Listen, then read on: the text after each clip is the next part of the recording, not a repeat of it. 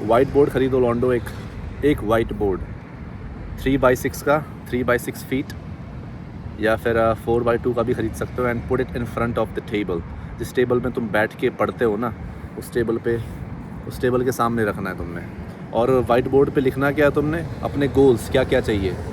एक साइड पे short term goals और दूसरे साइड पे long term goals. And be as specific as possible. ऐसा नहीं लिखना है कि भाई बॉडी बनानी है। बॉडी कैसी बनानी है भाई? बॉडी बिल्डर वाली फिजिक चाहिए, मेंस फिजिक वाली फिजिक चाहिए, बीच बॉडी चाहिए, या फिर एक मॉडल फिजिक चाहिए, या फिर बस हेल्दी रहना है ना। गोल लिखना है, be as specific as possible. तो करता क्या है ये white board? It just reminds you that you are in the path of achieving this goal and it keeps you on track.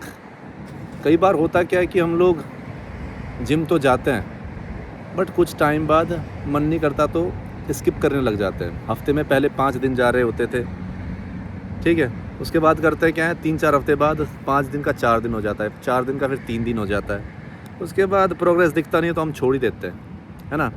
फिर हमको 3-4 तो नहीं, चलो 1-2 महीने बाद रिमाइंडर होता है कि यार देखते हैं कि हमारा शरीर तो कमज़ोर हो रहा है। Then we get remotivated, then we start the process from zero.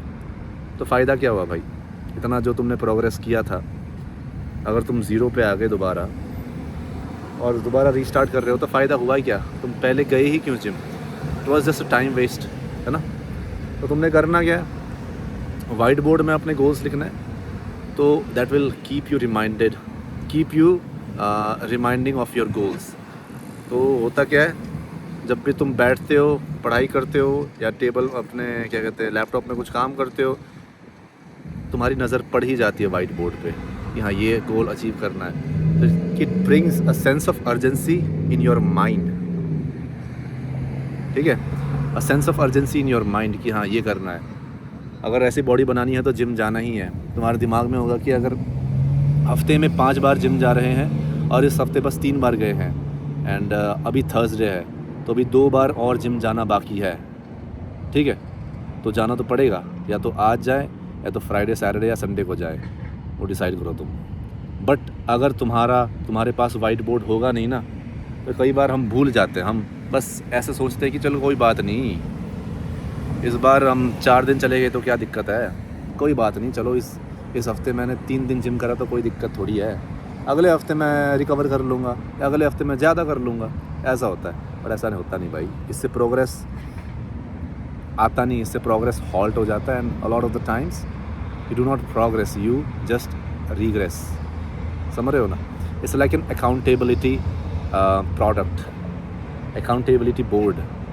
So you have to be accountable for your actions, for your words. अगर तुमने बोला है तो अचीव करना पड़ेगा। अचीव कैसे करना है? उस पथ पे चल के। और उस पथ पे कभी कभार इंसान भूल जाता है चलना, पथ से डेविएट हो जाता है लेफ़्ट एंड राइट। तो what keeps you on track? White board. और वाइट बोर्ड में तुमने मार्कर से लिखना है, black, red, blue and green, ये 4 तरीके के मार्कर खरीदो एंड यूज़ इट अकॉर्डिंगली, ठीक है। लॉन्ग टर्म गोल्स लिखना है, शॉर्ट टर्म गोल्स लिखना है, हाँ कि भाई मेरे को ये देश घूमना है, यहाँ पर जाके एक्सप्लोर करना है। तो अगर तुम्हारे दिमाग में ये बातें होंगी ना, अगर तुम्हारे दिमाग में ऐसा रहेगा कि भाई मेरे को जापान जाना है, बहन चोद फक क्या हो रहा है ये, फक बहन चोद, चींटियाँ आ रही हैं भाई इस पेड़ से। चलो कोई बात नहीं। अगर तुमको जापान जाना है, तुम्हारा बचपन का सपना है ये, बट तुम ज़िंदगी में इतना बिज़ी हो गए हो कि तुम्हारे पास टाइम ही नहीं है। तुम्हारा माइंड इतना ज़्यादा ऑक्यूपाई हो गया है कि जब तुम्हारे पास फ्री टाइम होता है तो you feel like scrolling your phone, scrolling in the Instagram, या दोस्तों कॉल लगा लेते हो। अपने ड्रीम्स गए भाड़ में, पता ही नहीं है, ठीक है।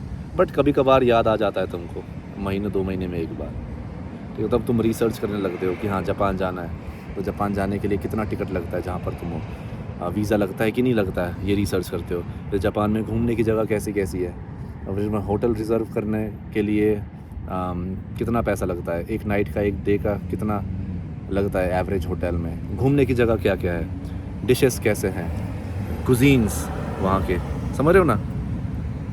ये तब करते हो जब तुम्हारे दिमाग में रहता है कि हाँ भाई जाना है वहाँ पर किसी दिन, और वो तुम तब करोगे जब तुम्हारे पास, तुम्हारे नज़र के सामने रहेगा ये गोल, ठीक है ना।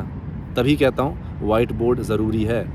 वाइट बोर्ड ख़रीदो, it's one of the greatest investment that you can do in order to achieve your goals, ठीक है। कनाडा आने से पहले मेरे पास वाइट बोर्ड तो था नहीं, बट मैं एक पीस ऑफ पेपर में मैंने गोल्स लिखा था, और हर सुबह और हर रात को मैं पढ़ता था वो 5 मिनट्स दैट्स इट। 5 मिनट सुबह, 5 मिनट रात को पढ़ता, इन द सेंस मैं पढ़ता था और बैठ के एक प्रार्थना सा करता था छोटा सा, not to stress about it but you know be grateful, visualise yourself, you know, achieving those goals. सुबह और रात को 5 मिनट, 10 मिनट, दैट्स इट। तुम भी कर सकते हो पीस ऑफ पेपर में। बट क्या होता है, लोग भूल जाते हैं कभी कभार, क्योंकि ज़िंदगी इतनी बिजी हो गई है, काम में व्यस्त हो, अपने रिलेशनशिप्स में व्यस्त हो, है ना, तुम्हें बिल्स पे करने हैं, तुम्हें दोस्तों के साथ गेड़ी मारनी है। बट अगर तुम्हारे पास बोर्ड है, बड़ा सा बोर्ड टेबल के सामने रखा है, और तुम्हें उसके देखते हो, ना चाहते हुए भी तुम देख ही लोगे भाई, इतना बड़ा सा बोर्ड तुम्हारी नज़रों के सामने तो आएगा ही ना।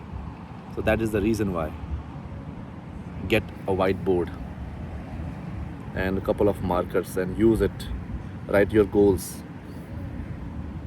and I guarantee you that it's gonna help you achieve your goals so much faster that you cannot even fathom if like this is real or not.